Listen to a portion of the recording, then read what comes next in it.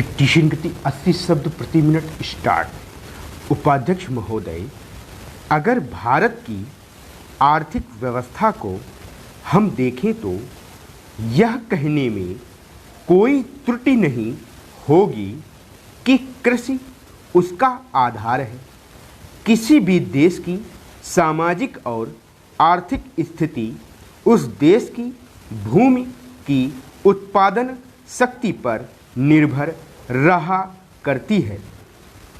यदि भूमि की उत्पादन शक्ति में कोई कमी हो जाती है तो उस देश की आर्थिक और सामाजिक स्थिति में भी कुछ परिवर्तन आरंभ हो जाता है। कृषि भारत के लिए एक आर्थिक व्यवस्था ही नहीं है, यह एक संस्कृति भी है।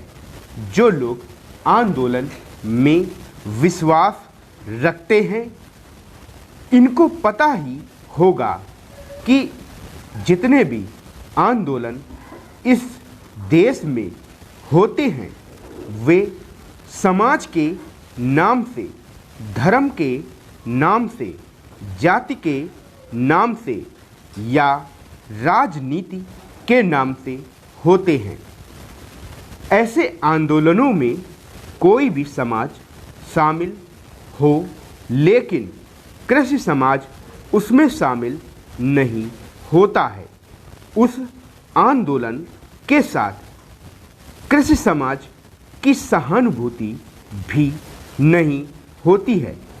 इसलिए यदि सभी बातों को ध्यान में रखकर हम देखें तो इस देश के लिए आवश्यक यह होगा कि हमारी संस्कृति की रक्षा के लिए और जीवन प्रणाली की रक्षा के लिए कृषि पर विशेष ध्यान दिया जाए। कृषि के क्षेत्र में इस वर्ष काफ़ी प्रगति हुई है। यदि आप 1801 से 1901 तक का काल देखें तो आप देखेंगे कि हमारे देश में 31 अकाल पड़े, जिनमें 4 करोड़ लोग मरे। लेकिन आज हमारे खाद्य मंत्रालय ने 100 रुपये मन के भाव पर गेहूं खरीद कर एक भी आदमी को मरने नहीं दिया। इसके लिए हमारा खाद्य मंत्रालय बधाई का पात्र है। एक बात मैं विशेष रूप से इस अवसर पर कहना चाहता हूँ, आजकल हम लोग मानव शक्ति पर ज़्यादा ध्यान न देकर पूंजी पर ज़्यादा निर्भर रहने की कोशिश करते हैं। आपको याद होगा लगभग 5 दशक पहले में जापान की आर्थिक व्यवस्था बिगड़ गई थी, लेकिन वहाँ के 60 लाख काश्तकारों ने कृषि शिक्षा के बल पर इतना अनाज पैदा करके दिखलाया कि आज वे 10 करोड़ आदमियों का पालन पोषण कर रहे हैं। वहाँ पर 30 ऐसे विश्वविद्यालय हैं जिनमें कृषि की शिक्षा दी जाती है, जिनसे 16,000 छात्र प्रतिवर्ष शिक्षा प्राप्त कर के निकलते हैं। आज हमारे देश में पर्याप्त कृषि विश्वविद्यालय स्थापित हो चुके हैं। हमारे देश की 120 करोड़ जनसंख्या को दृष्टि में रखते हुए जापान एक बहुत छोटा सा राज्य है, शायद हमारे राजस्थान से कुछ ही बड़ा है।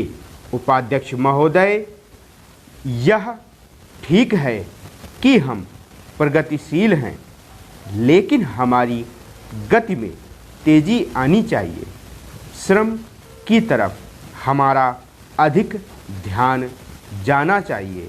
जो पंचवर्षीय योजनाएं हमने बनाई हैं उनमें हमारा लक्ष्य केवल यह नहीं था कि हम अधिक अन्न पैदा करें, हमारा लक्ष्य यह भी था कि अच्छे आदमी पैदा करें जिससे कि भारत में रहने वाले प्रत्येक नागरिक का ठीक विकास हो।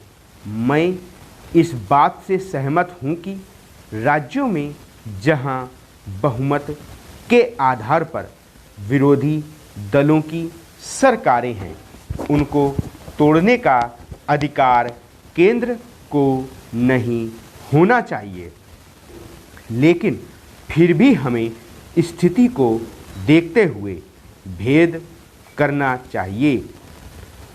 गुजरात की सरकार टूट गई, इसके लिए हमको अफसोस नहीं करना चाहिए। जहाँ तक इस बिल का संबंध है, मैं इसकी कमियों की तरफ आपका ध्यान दिलाना चाहता हूँ, जिससे कि आपको उसे ठीक करने की प्रेरणा मिले और इसको आप ठीक करके वहाँ का काम चलाएं। इसका आशय यह भी नहीं है कि जो पार्टी सरकार चलाती है वह सब सही काम करती है, लेकिन फिर भी मैं यह मानता हूँ कि जो गुजरात की सरकार टूट गई वह अच्छी बात हुई है। गुजरात के लिए आपने संसद सदस्यों की जो समिति बनाई है वह एक ठीक कदम है, लेकिन इस बात का आश्वासन भी आपको देना चाहिए कि राज्य और जिला स्तर पर जो समितियां आप बनाने जा रहे हैं उनको सर्वदलीय बनाएंगे, ताकि जनता की जो कठिनाइयां हैं वे आपके सामने प्रत्यक्ष रूप से आ सकें और उनकी भावना के अनुसार वहाँ पर कुछ काम हो सके। अगर ऐसी व्यवस्था नहीं होगी और बाहर के लोगों को आप उन समितियों में रखेंगे जिनको गुजरात की समस्याओं का कुछ भी ज्ञान नहीं है, तो परिणाम यह होगा कि आप गुजरात की समस्याओं को हल नहीं कर सकेंगे। इसलिए मैं सुझाव देना चाहता हूं कि आप इसमें ऐसी कानूनी व्यवस्था करें कि जिससे विभिन्न स्तरों पर सर्वदलीय समितियां बनाई जा सकें और उनके माध्यम से सरकार के सामने सुझाव आए कि वहाँ पर किस तरह से काम होना चाहिए। गुजरात औद्योगिक मामलों में अन्य राज्यों से थोड़ा भिन्न है, फिर भी वहाँ की स्थिति यह है कि आज भी प्रति व्यक्ति आय 300 रुपये से अधिक नहीं है। आज गुजरात में अन्य राज्यों के मुकाबले सबसे अधिक कर लगे हुए हैं। यह उचित नहीं है। स्टॉप।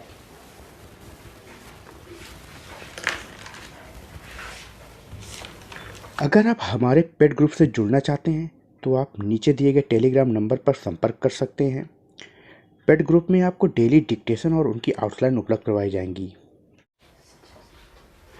इसी तरह की और डिक्टेशन पाने के लिए हमारे चैनल को सब्सक्राइब करें, इस वीडियो को लाइक करें और ज़्यादा से ज़्यादा शेयर करें। मैं आपको इतना विश्वास दिलाता हूं कि हमारी प्लेलिस्ट में उपलब्ध सभी डिक्टेशन की यदि आप प्रैक्टिस कर लेते हैं तो इससे बाहर कोई भी शब्द की डिक्टेशन नहीं आएगी। इसलिए प्लेलिस्ट में जाकर उपलब्ध सभी डिक्टेशन की अधिक से अधिक प्रैक्टिस करें। शॉर्ट हैंड और टाइपिंग में किसी भी प्रकार के डाउट के लिए कमेंट कर सकते हैं। धन्यवाद।